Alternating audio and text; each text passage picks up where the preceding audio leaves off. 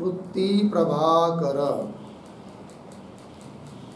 प्रभाकर ग्रंथ में page number 387 और 387 पेज के ऊपर 64 नंबर का शीर्षक है। देखो भाई, अहंकार अनवच्छिन्न चेतन को ही अधिष्ठान मानी के विरोधी ज्ञान थे अज्ञान की एक विक्षेप हेतु शक्ति के नाश का अंगीकार। ठीक है, अब क्या बताया जा रहा है? तो कहते हैं कि स्वप्न पदार्थों का अधिष्ठान कौन है। तो पीछे बताया था अहंकार अवच्छिन्न चेतन और अहंकार अनवच्छिन्न चेतन, बराबर। एक मत यह है कि अहंकार अवच्छिन्न चेतन स्वप्न पदार्थों का अधिष्ठान है और स्वप्न पदार्थों का उपादान कारण उस पक्ष में स्थूल अज्ञान हो जाता है। फिर और जागृत के बोध से स्वप्न पदार्थों की निवृत्ति, एक मत हुआ। दूसरा पक्ष कि अहंकार अवच्छिन्न चेतन स्वप्न पदार्थों का अधिष्ठान नहीं, किंतु अहंकार अनवच्छिन्न चेतन स्वप्न पदार्थों का क्या है? अधिष्ठान है। और अहंकार अनवच्छिन्न चेतन स्वप्न का अधिष्ठान है। उपादान कारण कौन? तो बताया था मूल अज्ञान उपादान कारण है। ठीक, ये पीछे के शीर्षक में बताया। अब अहंकार अनवच्छिन्न चेतन को ही अधिष्ठान मान रहे हैं स्वप्न पदार्थों का, और फिर उसकी निवृत्ति कैसी होगी? फिर तो मूल अज्ञान की निवृत्ति तो जागृत पदार्थ के ज्ञान से होती नहीं है, और जागृत पदार्थ का ज्ञान होने पर तो स्वप्न रहता नहीं है। फिर उपादान कारण का तो नाश हुआ ही नहीं, तो स्वप्न पदार्थों की निवृत्ति कैसी होगी? तब बताएंगे कि यद्यपि अहंकार अनवच्छिन्न चेतन अधिष्ठान है, मूल अविद्या उपादान कारण है, तो भी जागृत पदार्थ के ज्ञान से स्वप्न की निवृत्ति होती है। क्यों? जागृत पदार्थों का ज्ञान विरोधी पदार्थों का ज्ञान है। जैसे दंड का ज्ञान होने से सर्प ज्ञान निवृत्त होता है अविद्या निवृत्ति के बिना भी विरोधी ज्ञान से, उसी प्रकार यहाँ पर भी विरोधी ज्ञान थे अज्ञान की निवृत्ति, लेकिन अज्ञान की निवृत्ति नहीं होती, अध्यास की निवृत्ति। किंतु अज्ञान की जो दो शक्ति है, आवरण शक्ति और विक्षेप शक्ति, उसमें से विरोधी ज्ञान से अज्ञान की विक्षेप शक्ति निवृत्त होती है, किंतु उसमें भी विक्षेप शक्ति कोई एक प्रकार की नहीं है, अनेक प्रकार की है। तो एक विक्षेप शक्ति निवृत्त होती है, बाकी की नहीं। ये बात कही जा रही है। अब शीर्षक को पुनः देखिए। अहंकार अनवच्छिन्न चेतन को अधिष्ठान मानी के विरोधी ज्ञान थे अज्ञान की एक विक्षेप हेतु शक्ति के नाश का अंगीकार। ठीक, चलिए आगे।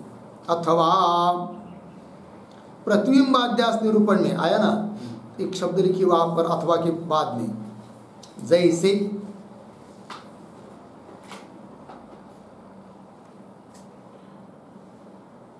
ठीक है, देखो भाई, अथवा जैसे प्रतिबिंबाध्यास निरूपण में, पीछे प्रतिबिंबाध्यास का निरूपण करते समय उक्त रीति से क्या कहा था? तो उक्त रीति से इसके आगे एक वाक्य लिखिए, दर्पण आदि विरोधी ज्ञान से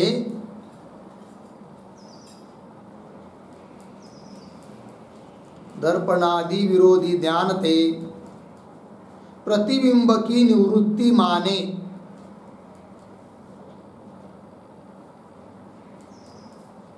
प्रतिबिंब की निवृत्ति माने। फिर आगे तैसे,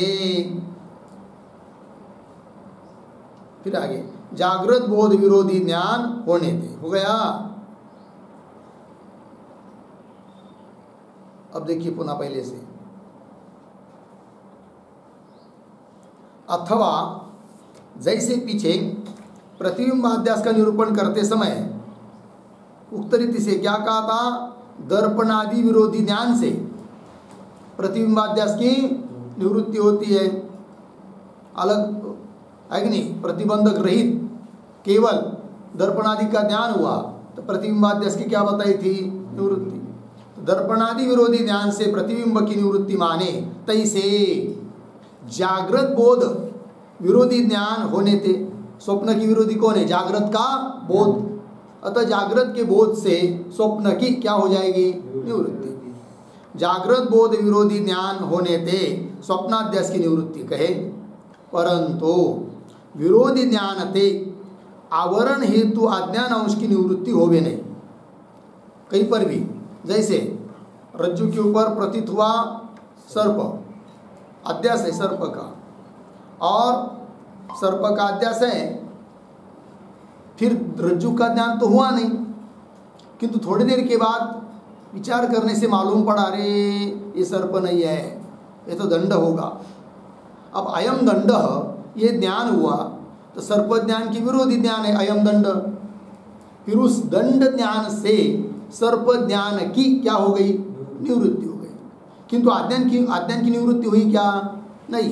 तो अज्ञान जो है सर्प का उपादान कारण रज्जु विषयक अज्ञान, उसकी निवृत्ति के बिना भी विरोधी ज्ञान से अध्यास की क्या हो गई? निवृत्ति। परंतु विरोधी ज्ञान थे आवरण हेतु अज्ञान अंश की निवृत्ति होवे नहीं। लग गया? हाँ। किंतु विक्षेप हेतु अंश की लिखा है ना, विक्षेप हेतु के आगे लिखी अज्ञान अंश की,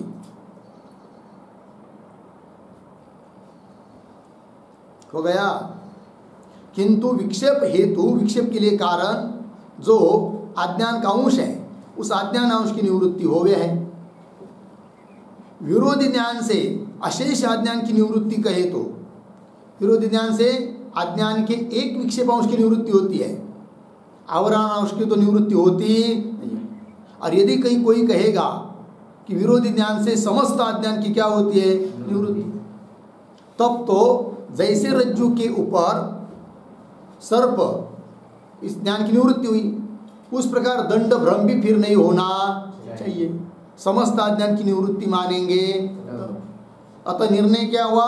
अधिष्ठान के ज्ञान से तो अज्ञान की निवृत्ति होती है समस्त, किंतु विरोधी ज्ञान से अज्ञान की समस्त निवृत्ति नहीं होती है।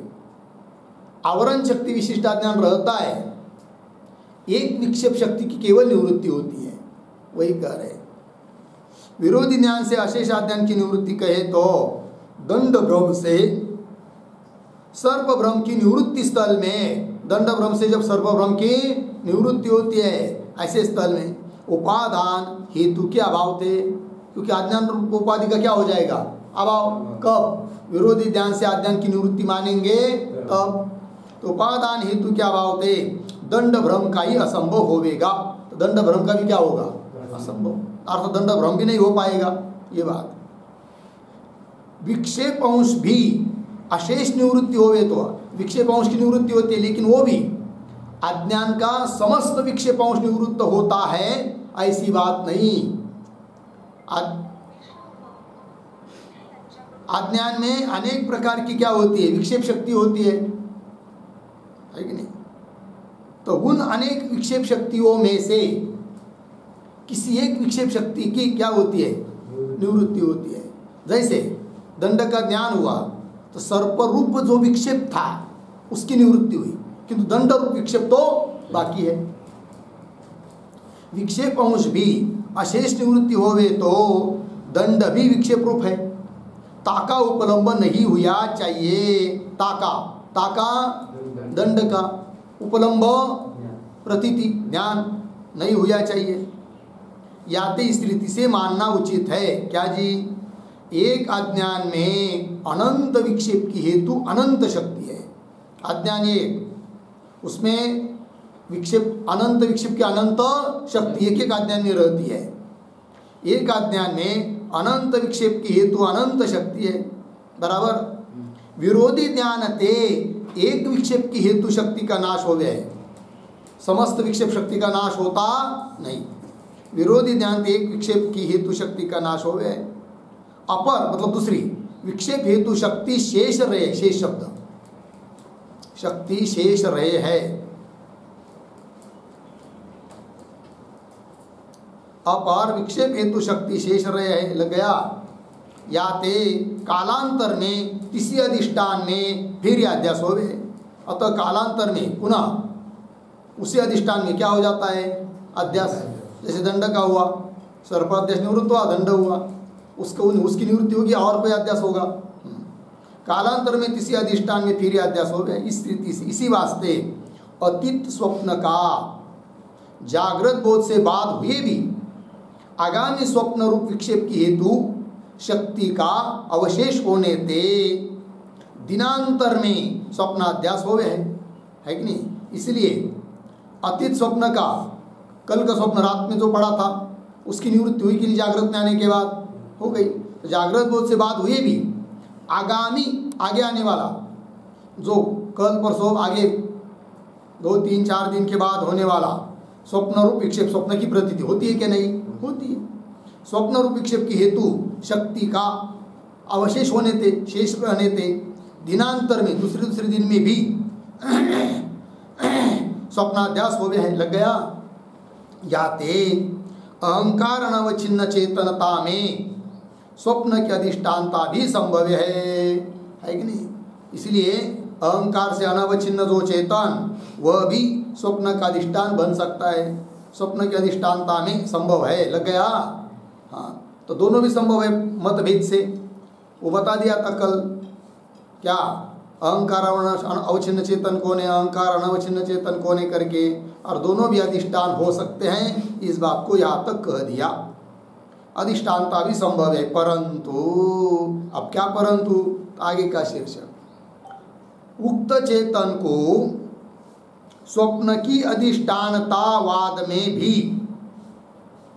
शरीर के अंतर्देशस्थ चेतन को ही अधिष्ठानता का संभव। ठीक है, शीर्षक देखिए, उक्त चेतन, उक्त चेतन मतलब अहंकार अनवच्छिन्न चेतन जो कि स्वप्न के लिए अधिष्ठान माना है।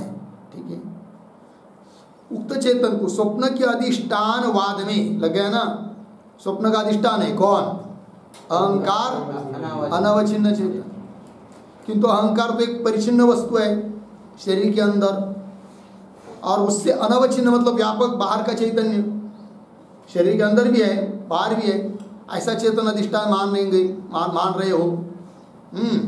तो फिर बाहर का चेतन भी अधिष्ठान है क्या? ऐसा कोई कहेगा तो कहते नहीं। अहंकार अनवच्छिन्न चेतन को स्वप्न का अधिष्ठान मानने पर भी वह चेतन भले बाहर भी हो, किंतु वह अधिष्ठान नहीं है स्वप्न का, किंतु शरीर के भीतर वाला चेतन ही क्या है? अधिष्ठान है, ये कहना। उक्त चेतन को स्वप्न के अधिष्ठानवाद में भी शरीर के अंतर्देशस्थ चेतन को ही अधिष्ठानता का संभव हो गया।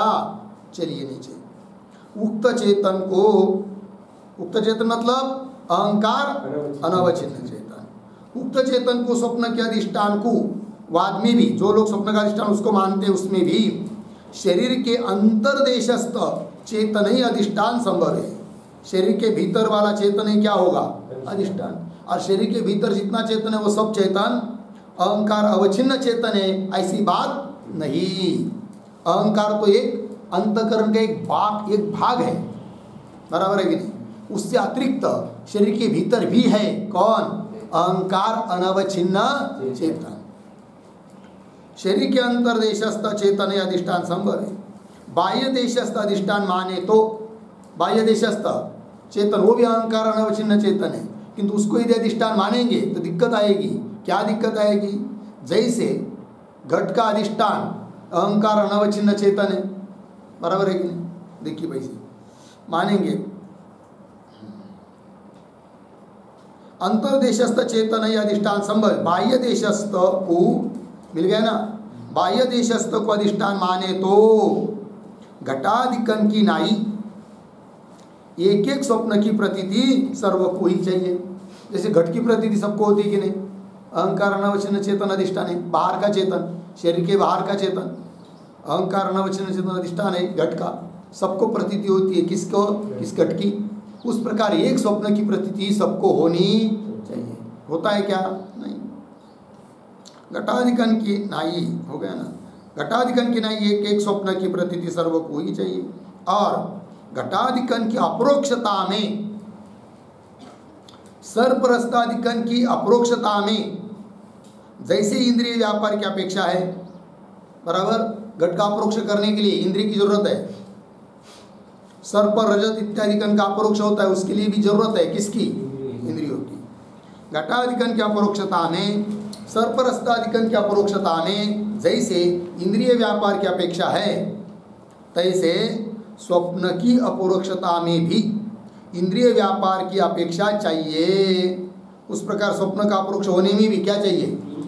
इंद्रिय का व्यापार चाहिए। कब? यदि अहंकार अनवच्छिन्न बाहर का चेतन अधिष्ठान मानेंगे तब, क्योंकि बाहर जो भी पदार्थ है उसका अपरोक्ष होने में इंद्रिय की क्या लगती है? सहायता।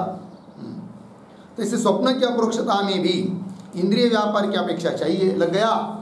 और शरीर के अंतर्देशस्थ चेतन में स्वप्न का अध्यास माने, और शरीर के भीतर वाला चैतन्य वो अधिष्ठान मानेंगे, ठीक है, तो ये दिक्कत नहीं आएगी। एक स्वप्न सबको दिखना चाहिए, ये दिक्कत भी नहीं, और इंद्रिय के व्यापार की भी आवश्यकता नहीं। शरीर के अंतर्देशस्थ चेतन को, चेतन में स्वप्न का अध्यास माने तो प्रमाता से संबंधी होने थे, बराबर है कि नहीं? फिर वो चेतन कैसा है? प्रमाता के साथ संबंधी है। और शरीर के अंतर्देशस्थ चेतन में स्वप्न का अध्यास माने तो प्रमाता से संबंधी, स्वप्न भी प्रमाता से क्या है? संबंधी होने थे। सुखादिकन की नाई इंद्रिय व्यापार से बिना ही अपरोक्षता संभव है। जैसे सुख दुख का प्रत्यक्ष करने के लिए इंद्रिय के व्यापार की जरूरत नहीं, उस प्रकार स्वप्न का प्रत्यक्ष होने में भी इंद्रिय के व्यापार की जरूरत नहीं। इंद्रिय व्यापार से बिना यह अपरोक्षता संभव है, लग गया। इस रीति से अहंकार अवच्छिन्न व अहंकार अनवच्छिन्न चेतन ही स्वप्न का अधिष्ठान है, लग गया। इस रीति से अहंकार अवच्छिन्न चेतन, क्यों? अहंकार अनवच्छिन्न चेतन, दो पक्ष अलग अलग, दोनों भी अधिष्ठान बन सकते हैं, ये बात कह रहे हैं। अहंकार अवच्छिन्न व अहंकार अनवच्छिन्न चेतन ही स्वप्न का अधिष्ठान है, लग गया। ये दोनों मत प्रामाणिक है, हो गया। आगे चलिए।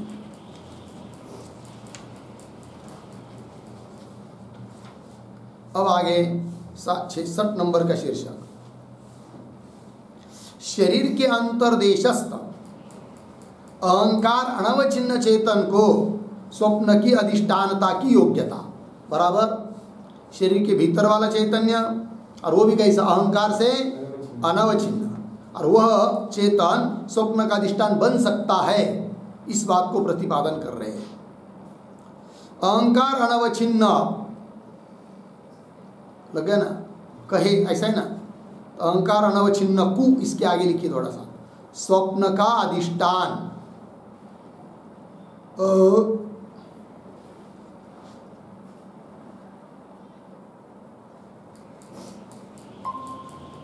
ठीक है, देखो भाई, अहंकार अनवच्छिन्न कु स्वप्न का अधिष्ठान कहे, बराबर। तामे भी दो भेद है, कैसा?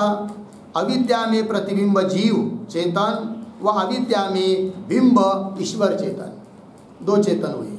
अविद्या में प्रतिबिंबी चैतन्य एक, और अविद्या में बिंब रूप से स्थित चैतन्य, बिंब चैतन, आगे अविद्या, और अविद्या में पड़ा हुआ चैतन्य का प्रतिबिंब।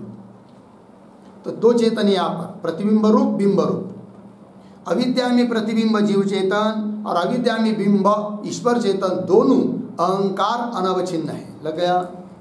और दोनों व्यापक होने थे, शरीर के अंतर है, दोनों भी चेतन कैसे? व्यापक है, अतः शरीर के अंदर भी है, शरीर के अंतर है। काहे थे? चेतन में बिंब प्रतिबिंब भेद स्वाभाविक होवे तो विरुद्ध धर्माश्रयता अंतर्देशस्थ एक चेतन में संभव है नहीं।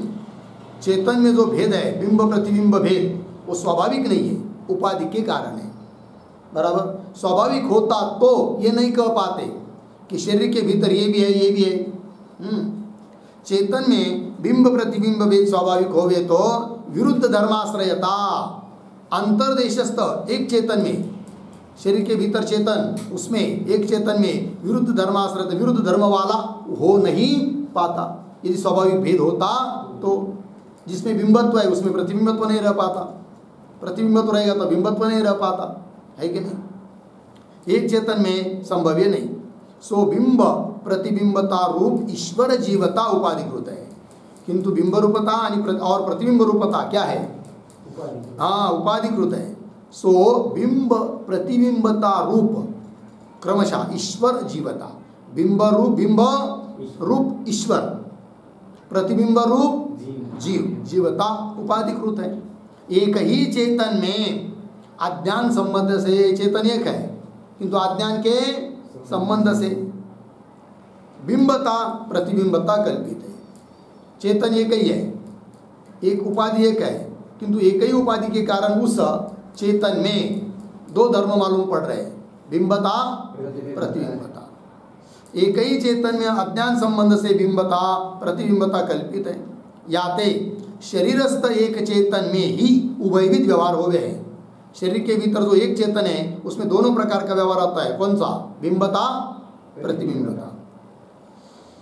एक चेतन में ही उभयविध व्यवहार हो गए। तैसे अंतर्देशस्थ ही स्वप्नाध्यास की अधिष्ठानता का अंतकरण को अवच्छेदक माने तो अहंकारावच्छिन्न को अधिष्ठान सिद्ध हो गए। बराबर। अंतर्देशस्थ में ही शरीर के भीतर वाला चेतन अधिष्ठान है, इतनी बात बराबर। उसमें भी स्वप्नाध्यास की अधिष्ठानता का अवच्छेदक मानेंगे किसको? अंतकरण को। अंतकरण को अवच्छेदक माने तो अहंकार अवच्छिन्न को अधिष्ठान सिद्ध हो गए। तो कौन चेतन में अधिष्ठान सिद्ध होगी? अहंकार अवच्छिन्न चेतन में अधिष्ठान सिद्ध होती है। किसी चेतन में स्वप्न की अधिष्ठानता का अंतकरण को अवच्छेदक नहीं माने। अधिष्ठान चेतन वही है, किंतु उस चेतन का अवच्छेदक अंतकरण अहंकार को नहीं मानेंगे। तो वही चेतन अधिष्ठान है, किंतु कैसा? अहंकार अनवच्छिन्न।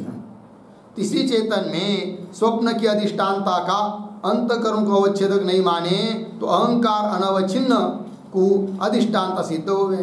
तो कौन चेतन अधिष्ठान बन जाता है फिर? अहंकार अनवच्छिन्न। अहंकार अनवच्छिन्न को अधिष्ठानता सिद्ध हो गए है। लग गया? उदाहरण देकर बता रहे। एक ही देवदत्त में पुत्र दृष्टि से विवक्षा होवे तो पिता कहे हैं। देवदत्त नाम का कोई व्यक्ति है और उसका जो पुत्र है, उस पुत्र के दृष्टि से देवदत्त को देखेंगे तो देवदत्त में कौन धर्म? पिता। बराबर। और देवदत्त का जो बाप है, देवदत्त का पिता, उसके दृष्टि से देखेंगे तो देवदत्त में पुत्रत्व। एक ही देवदत्त में पुत्रत्व है कि नहीं? पुत्रपना, पितापना है कि नहीं? उपाधि भेद से एक ही देवदत्त में पुत्र दृष्टि से विवक्षा होवे तो पिता कहे। और देवदत्त के जनक के, देवदत्त का पिता जनक की दृष्टि से विवक्षा होवे तो पुत्र कहे। लग गया?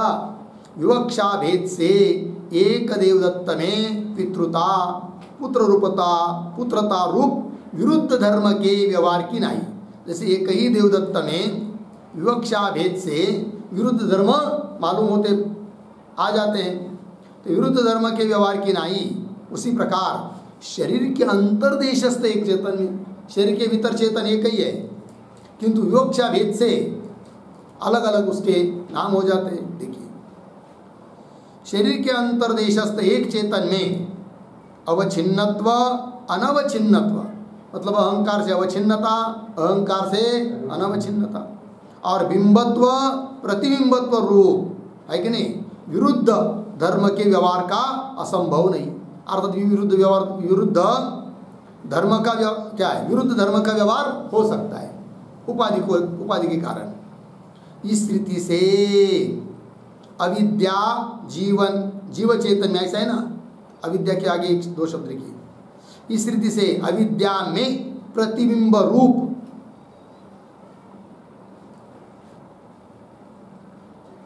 अविद्या में प्रतिबिंब रूप हो गया ना? देखो भाई, इस रीति से अविद्या में प्रतिबिंब रूप जीव चेतन में वा बिंब रूप ईश्वर चेतन में स्वप्न की अधिष्ठानता का अधिष्ठानता मानी के स्वप्न का अधिष्ठान है मानी के अहंकार अनवचिन्न में स्वप्नाध्यास मानने में भी शरीर देशस्थ अंतर चेतन प्रदेश में ही स्वप्न की अधिष्ठानता उचित है। ठीक है, अहंकार अनवचिन्न चेतन को भी आप यदि अधिष्ठान मानते हो तो कोई दिक्कत नहीं, किंतु वो चेतन कौन सा जो कि शरीर के भीतर है। अहंकार अनवचिन्न में स्वप्नाध्यास माने भी शरीर देशस्थ शरीर के भीतर अंतर चेतन प्रदेश में ही स्वप्न की अधिष्ठानता उचित है। लग गया? आगे चलिए। अब 66 नंबर का शीर्षक हुआ, आगे 67 नंबर का शीर्षक देखिए। ठीक है, क्या कहते? बाह्यांतर साधारण देशस्थ चेतन में स्वप्न की अधिष्ठानता के कथन में गौड़पाद और भाष्यकार आदिकन के वचन से विरोध। ठीक है, यदि कोई बाह्यांतर साधारण देशस्थ चेतन बाहर भीतर का सामान्य रूप तो भी ब्रह्म चेतन है, वही अधिष्ठान मानेंगे किसके लिए? स्वप्न के लिए, तो विरोध होगा फिर किनके वचन के साथ? गौड़पादाचार्य और भाष्यकार भगवान, इनके साथ क्या होगा? विरोध। गौड़पादाचार्य कौन है?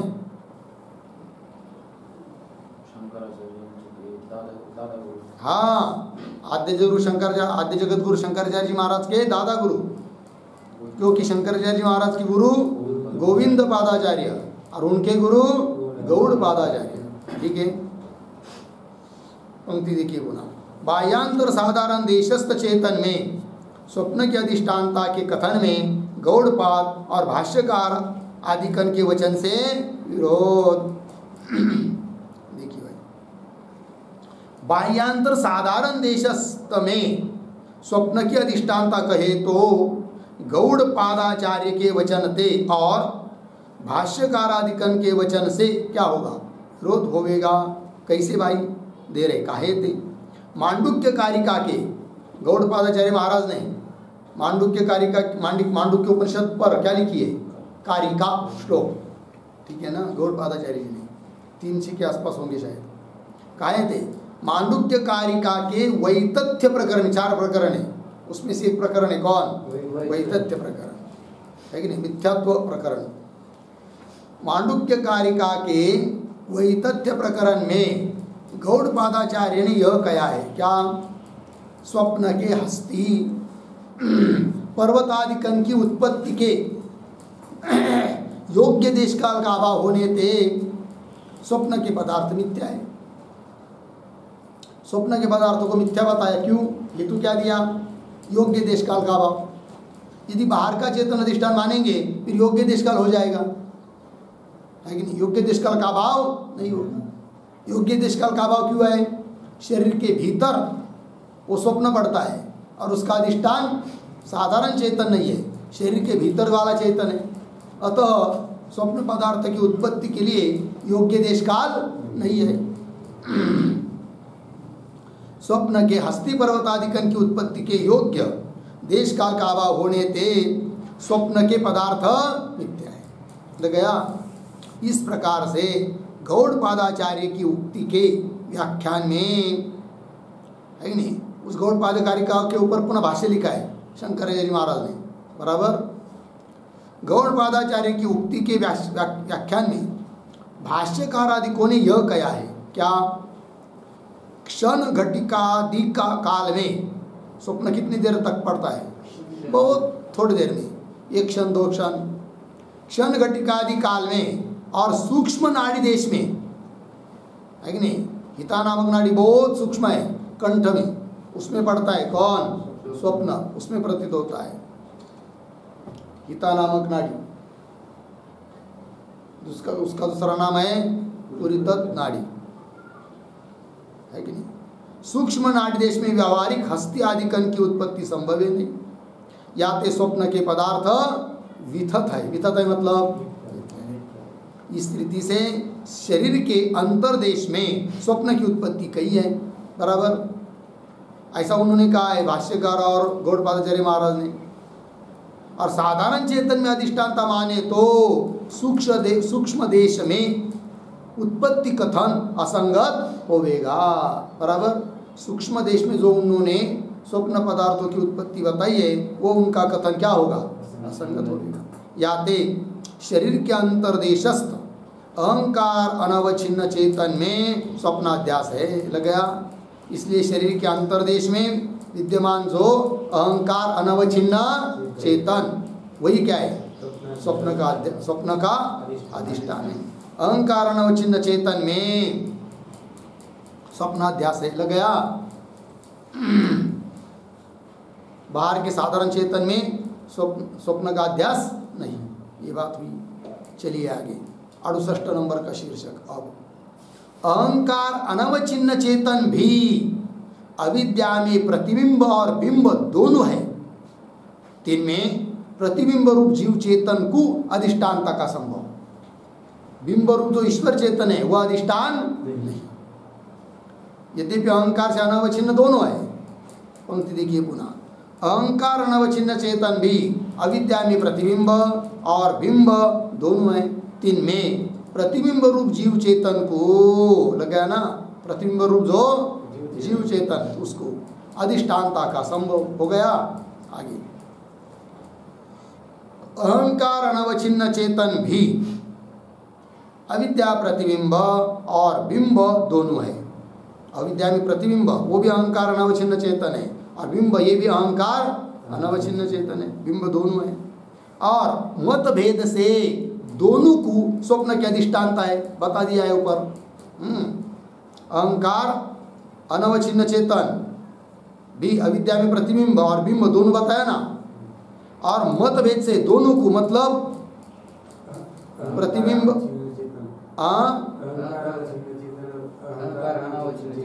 दोनों को भी क्या बताइए? मतभेद से अधिष्ठानता। मतभेद से दोनों को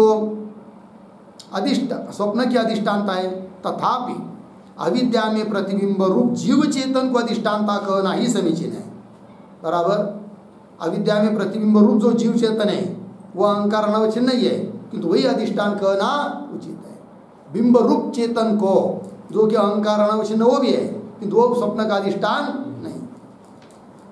तथापि अविद्या में प्रतिबिंब रूप जीव चेतन को अधिष्ठानता कहना ही समीचीन है। काहे थे? अपरोक्ष अधिष्ठान में अपरोक्ष अध्यास हुए हैं। बराबर। अध्यास का अपरोक्ष तब होता है जब अधिष्ठान का अपरोक्ष रहता है। बराबर है। बिंब रूप चेतन जो ईश्वर रूप है उसको अधिष्ठान मानेंगे। ईश्वर का अपरोक्ष है क्या किसी को? नहीं, परोक्ष है। तो स्वप्न भी क्या होना चाहिए? परोक्ष है। जबकि स्वप्न क्या है? सबको अपरोक्ष है। अतः उसका अधिष्ठान भी कैसा रहेगा? अपरोक्ष। फिर वो कौन हो सकता है? जीव चेतन। ऐसा कहे थे अपरोक्ष अधिष्ठान में अपरोक्ष अध्यास हो गए हैं। और शुद्ध ब्रह्म की नाई ईश्वर चेतन का ज्ञान केवल शास्त्र से हो गया है। केवल शास्त्र ही गम्य है, ईश्वर का ज्ञान भी। अतः कैसा है? परोक्ष। स्वप्नाध्यास का ईश्वर चेतन को अधिष्ठान माने तो मिल गया ना, है कि नहीं? स्वप्नाध्यास का अधिष्ठान कौन? ईश्वर चेतन। ऐसा मानेंगे तो स्वप्नाध्यास का ईश्वर चेतन को अधिष्ठान माने तो शास्त्र रूप प्रमाण के अभावते, एक तो शास्त्र रूप प्रमाण भी नहीं है। किस बात के लिए?